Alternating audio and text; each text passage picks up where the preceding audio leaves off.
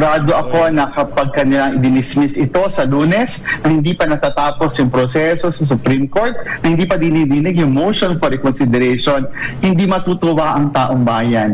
Kayo lang naman ang gumugusto. Huwag nyo nga kami idamay dyan sa mga kababuyan nyo na yan. Nako, ito hong si Joel Chua, kung ano-ano na naman ang mga pinagsasabi sa social media. Yes, hindi daw siya sang-ayon doon sa pagsuporta ng IBP dyan sa ilinabas na desisyon ng Korte Suprema na unconstitutional yung impeachment. Hindi po ba kayo nakapag-move on? Ano bang hindi nyo maintindihan sa final and executory, Joel Chua? Ito sa tingin natin mga kababayan, kailangan din madisbar nito. Malibang kay Leila de Lima, kailangan ding madisbar nitong si Joel Chua. Kasi tayo ng mga ordinaryong Pilipino, dahil nga Korte Suprema yan, rinirespeto natin kung ano man ang desisyon na ilinabas niyan. Diba? Rinirespeto natin dahil yan ang ano nila, yan ang kanilang trabaho. Diba? Kung ano man nasabihin nila, yun ay nararapat.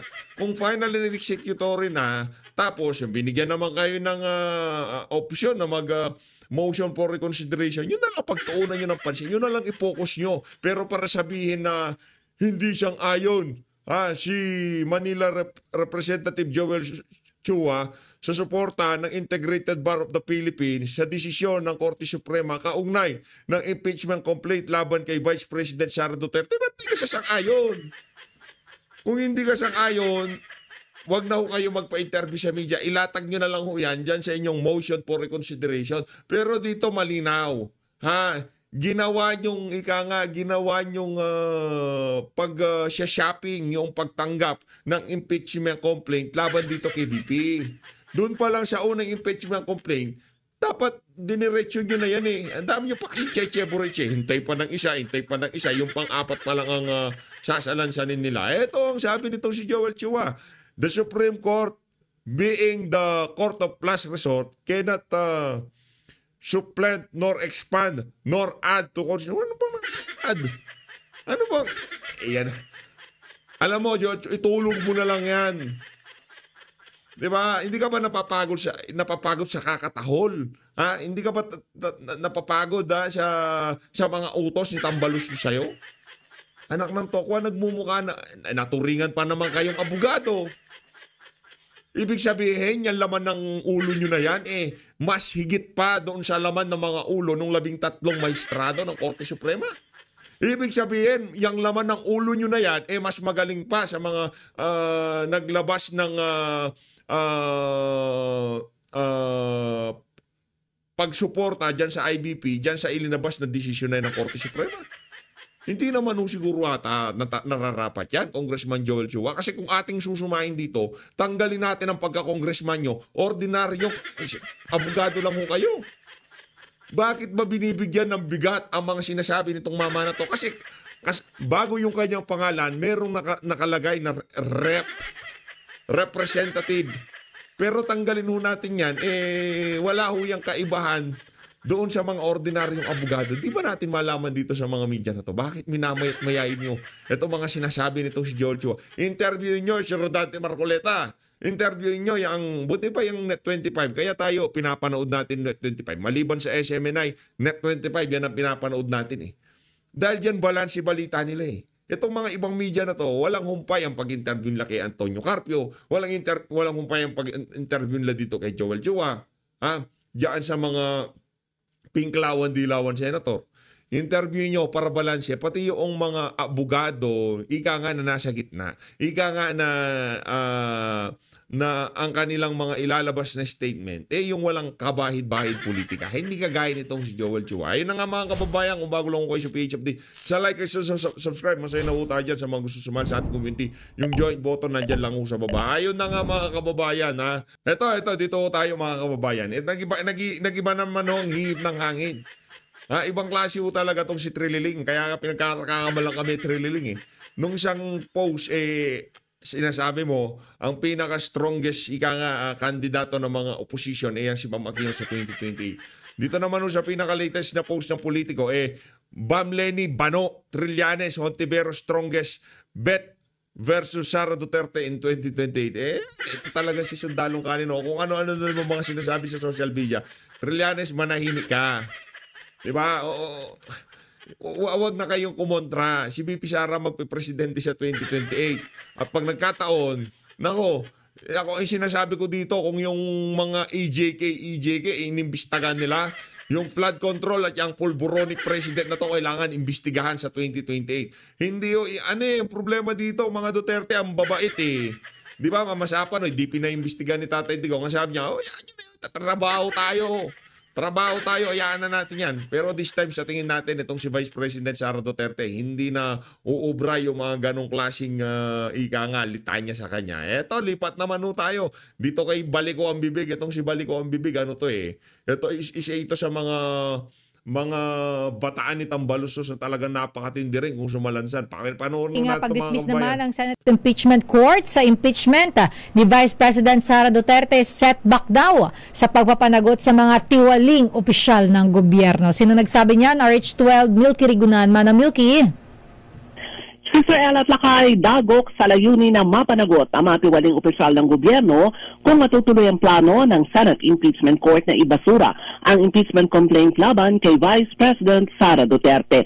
Reaksyon to ni Deputy Majority Leader Percy Sandangyan na Akbayan Party List sa espekulasyon na pagbobotohan na umano ng Senate Impeachment Court para maibasura ang Articles of Impeachment laban sa Vice Presidente. Ayon kay Sandangyan, kapag ito'y natuloy, sinayang nila ang pagkakataon na mabigyan si VP Sara ng paraan para may paliwanag at maibigay ang kanyang panig. Bukod dito, sinabi ni Sandangyan, batay sa mga survey, majority ng mga Pinoy ay gusto nang matuloy ang impeachment trial at kung hindi po ito pagbibigyan ng Senate Impeachment Court, nang nikawan umano ang mamamayan ng karapatan na marinig ang katotohanan. Narito si House Deputy Majority Leader Percy Sandangyan na Akbayan Party List.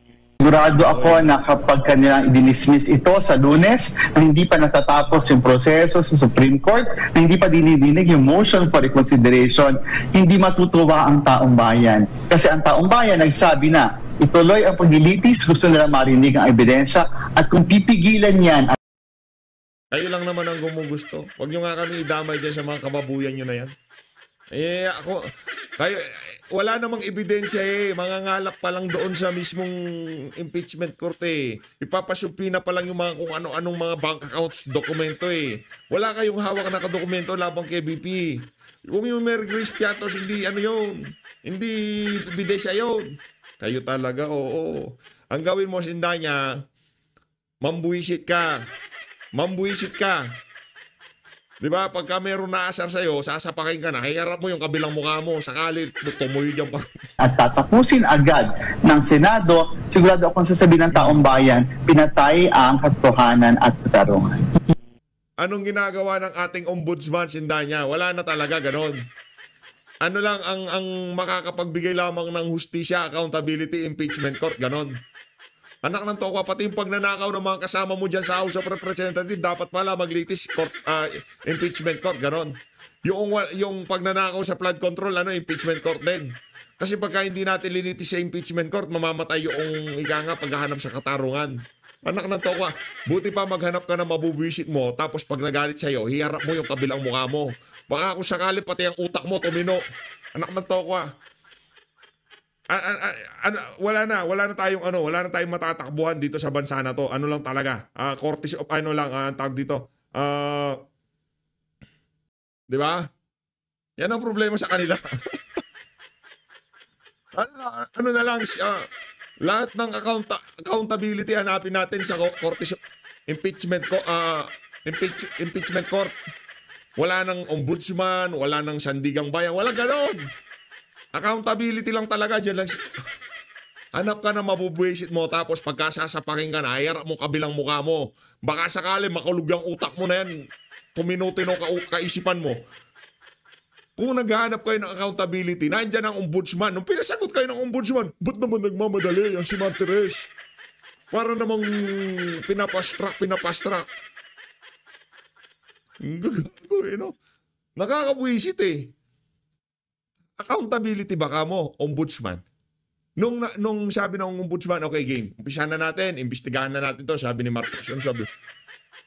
Appointed ka kasi ni Digong. Masyado mong pinapast-track ang ang investigasyon. Hintayin muna natin ang impeachment court. Wala pa kasi kami ebidensya. Yung makukuha namin yung ebidensya sa impeachment court, yun ang gagamitin namin sa ombudsman. Mga loko-loko. Basa na namin kayo. Kala nyo Kala nyo makakaisa kayo. Hindi kayo makakaisa. Ikaw dapat magpaisa. Magpaisa ka, pasapak mo yung kabila mo mukha para pati utak mo tumino-tino. Lang yan. Maghanap ka na mabubuisit yung mga nagiinuman. Tipong, okay, kakagising, buisitin mo. Baka sakali tumino yung utak mo na yan. Ito tayo, kay Valeriano naman tayo. Inaayos natin lahat. Mula kay Chua, punta tayo dito kay Sendanya. Ngayon naman kay Valeriano tayo. O, the interview kay DJ Chacha dito kay Valeriano. Ito yung nag-privilege speech para mabuksan ang investigasyon dyan sa committee nitong dyan sa Quadcom, Tricom, basta yung Comcom nila, yung Committee on Bad Government. Diba? Nag-imbestiga dahil dyan sa privilege speech nitong si Valeriano. Nagkaroon ng opening, pero utusan lang din yan ni Tambaluslos. Ang sinasabi nitong si Yorme Isko, di umano, merong skandalong inasasangkutan itong mama na to. Pakinggan natin ang interview nitong si DJ Chacha dito kay Valeriano. Last week, kasama po namin dito si Yorme, Mayor Isko Moreno, at klaruhin lang po namin yung ilang mga bagay na nasabi po niya. Sinasabi po niya, ito daw pong sunog-apog station sinimulang gawin, pumping station, sinimulan daw po yung gawin taong 2018, bago pa po kayo manungkulan, dahil nagsimula daw po kayo 2019. Pero ilang taon na, hanggang ngayon, hindi pa din daw po napapagana ito pong sunog-apog pumping station. Ano po ang tugon nyo doon po sa sinasabi na yun ni Yorme? Opo, at kahapon ko lang po pinunwad ng stock niyo yung link at napanood po. Lumalabas po rito, parang ako na nga ang may kasalanan sa salita niya eh. O sino pa ba? Sino pa ba sisisihin natin dyan? Ikaw ang congressman. Salamat niya. Pero ganito po yan. 2018, bago ako maupo during my session, sinimulan pong gawin niyang sunog-apog pumping station. Natapos po siya ng October 2020. 2020 po. Pero tinatan over po ng DPWH yan sa MMDA noong September 2022 lang. So ibig sabihin po from 2018 to 2022, wala namang nakakaalam na yan ay may sira, yan ay defective. Kasi September 2022 pa lang tinatan over ng DPWH sa MMDA.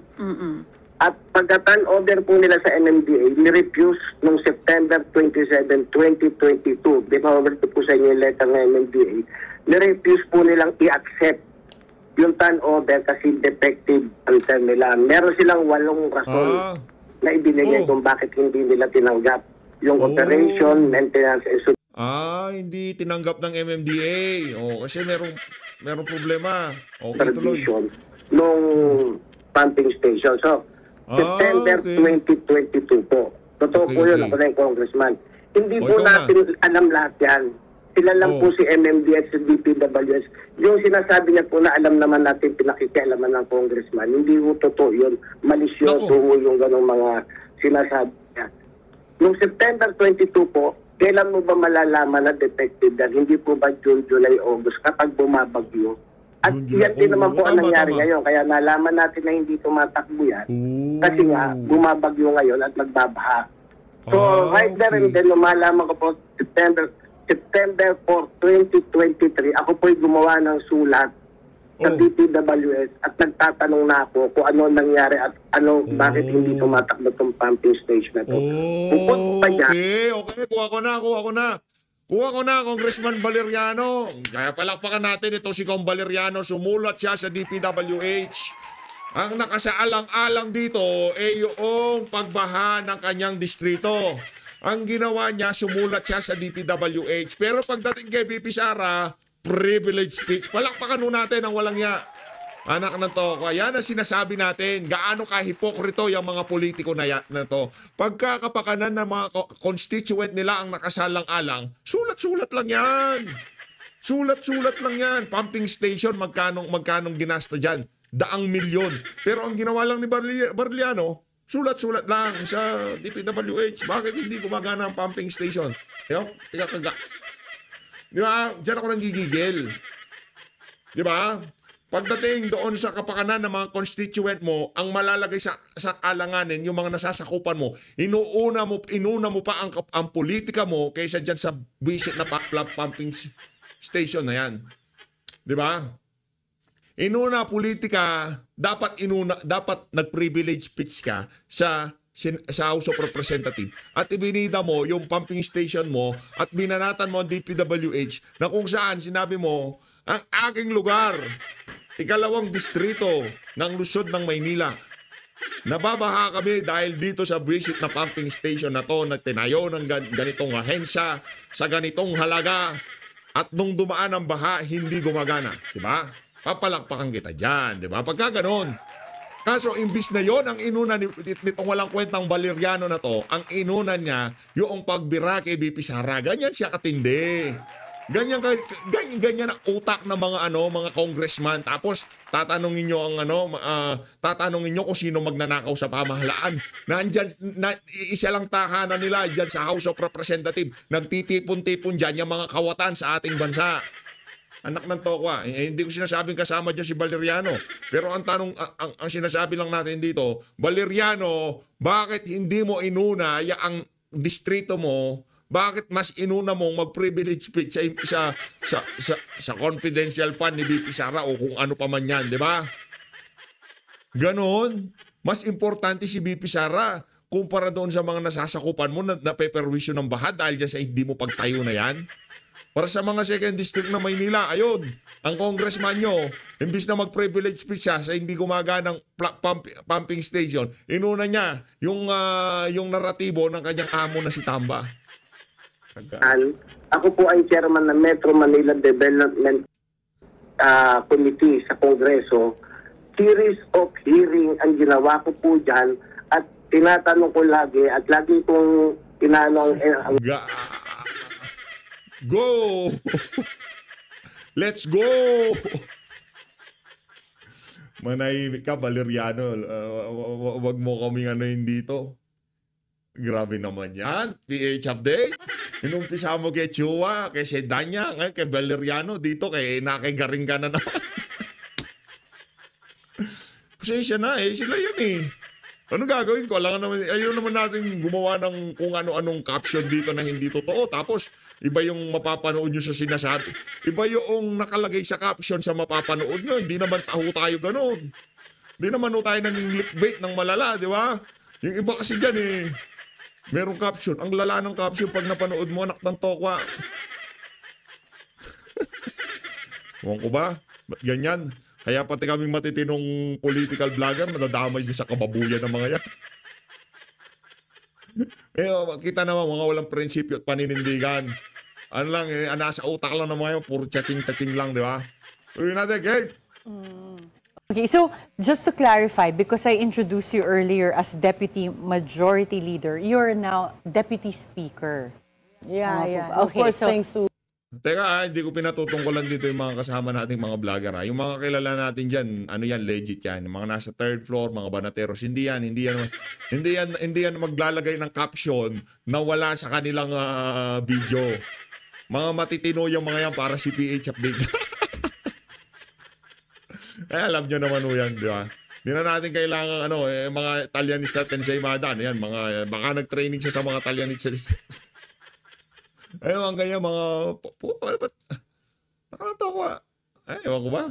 Troy. To my colleagues in the 20th Congress and of course the leadership in Partido Lakas that I belong to. And as Deputy Speaker, do you have any priorities for the 20th Congress? Well, I will be there to assist the Speaker in all the tasks that will be assigned to me.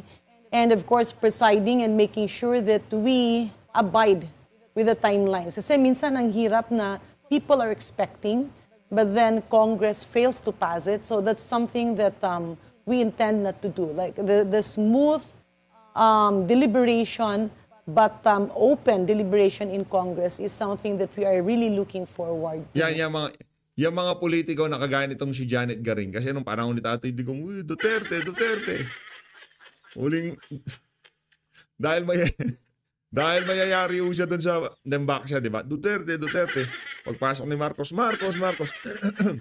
Yung traditional politician, yung trapo galawan, yan ang kanilang ika nga gustong tahakin na landas dito sa space ng politika ngayong mga panahon na to. Pero sinasabi ko dito mga kababayan, wala nang problema diyan sa ano na yan.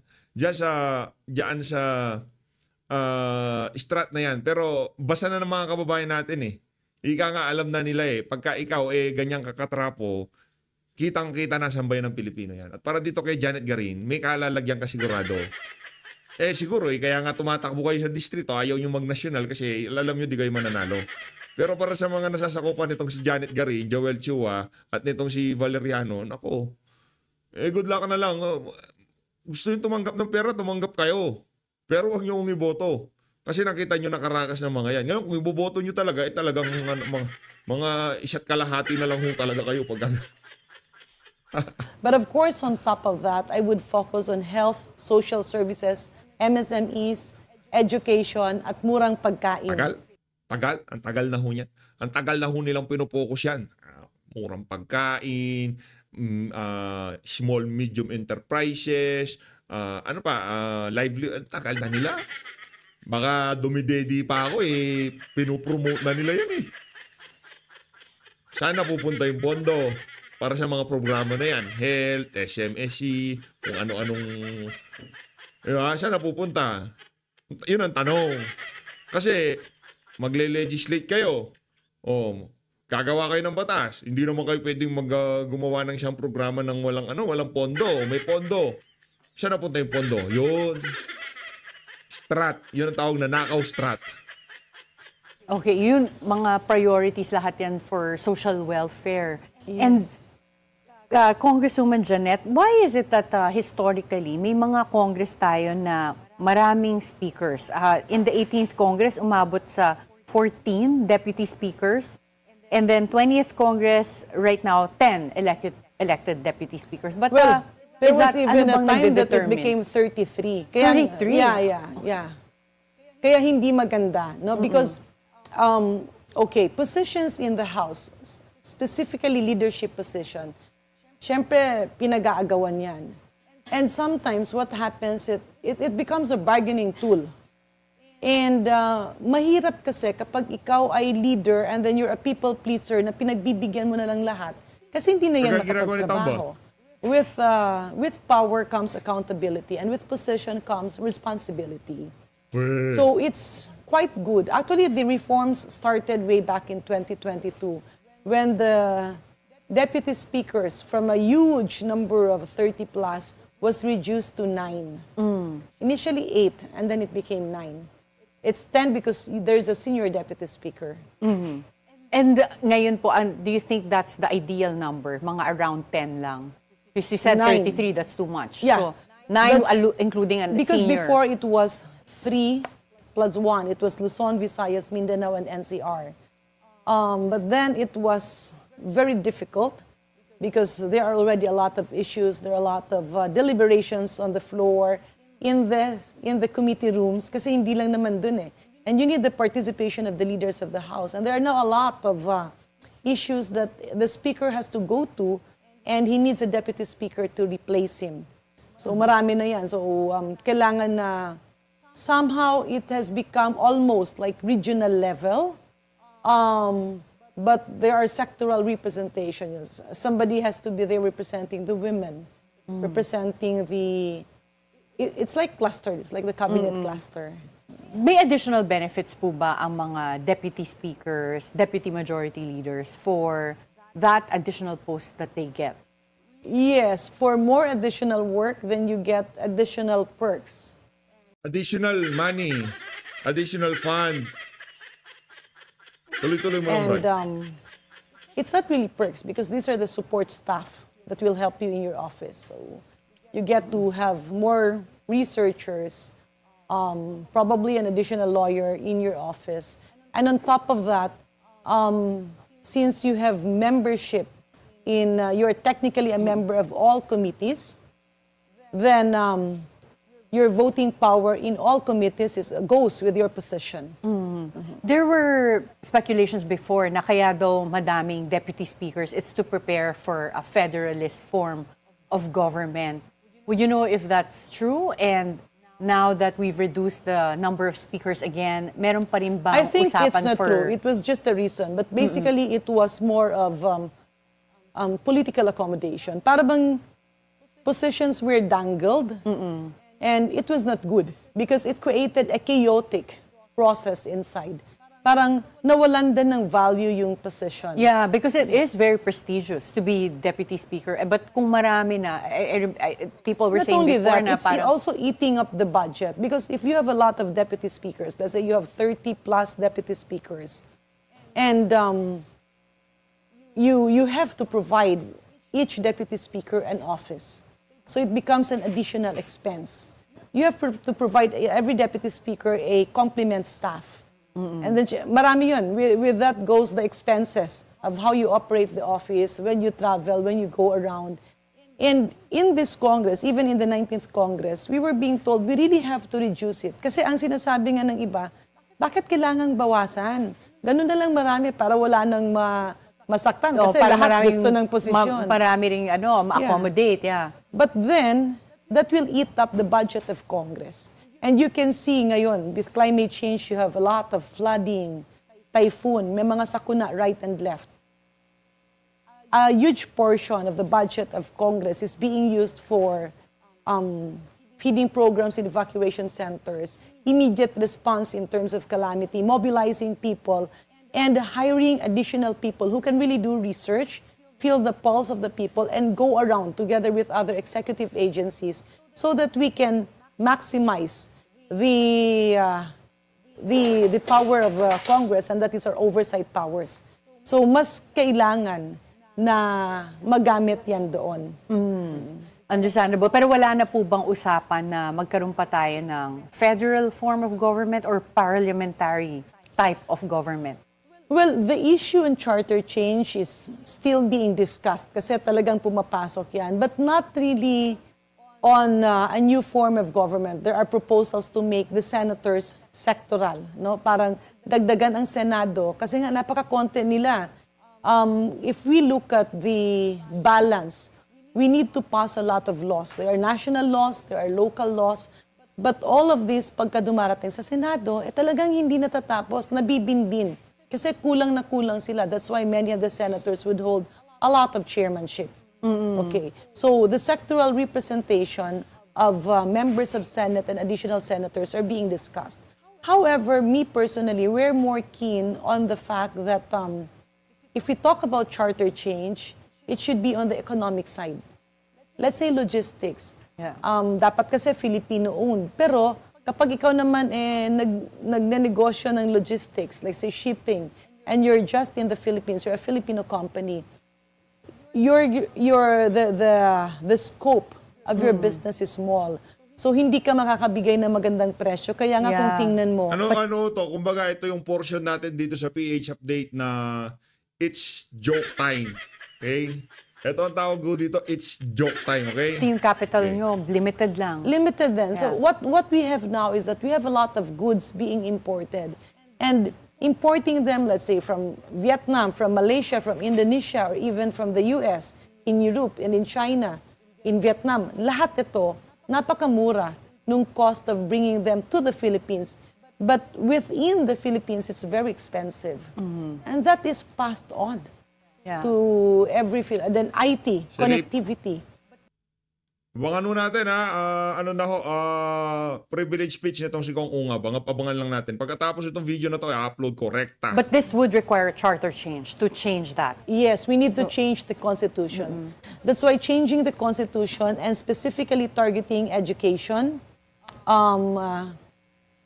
connectivity, IT, and even the logistical side, those are very important matters that should be nakahon eh.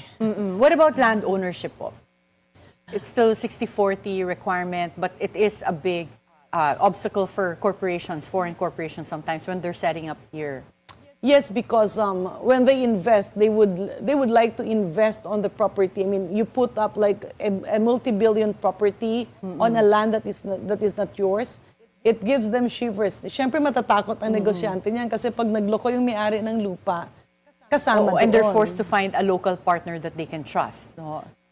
And that's a problem because sometimes the local partner would say, "Oh, I'm your partner because I'm a Filipino," but without a contribution in terms of financial contribution and business or technical contribution. So, nagiging mahal yun.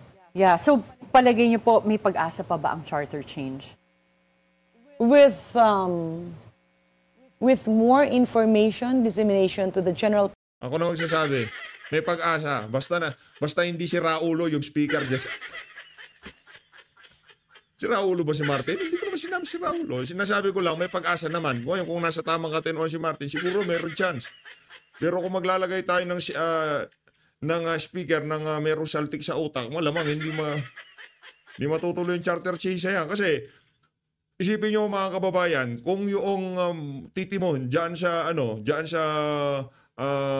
charter change, CONAS, kung ano mang kabalbalan yan, kung ang kanilang pinuno dyan sa mababa at mataas na kapulungan, hindi lang speaker pati Senate President.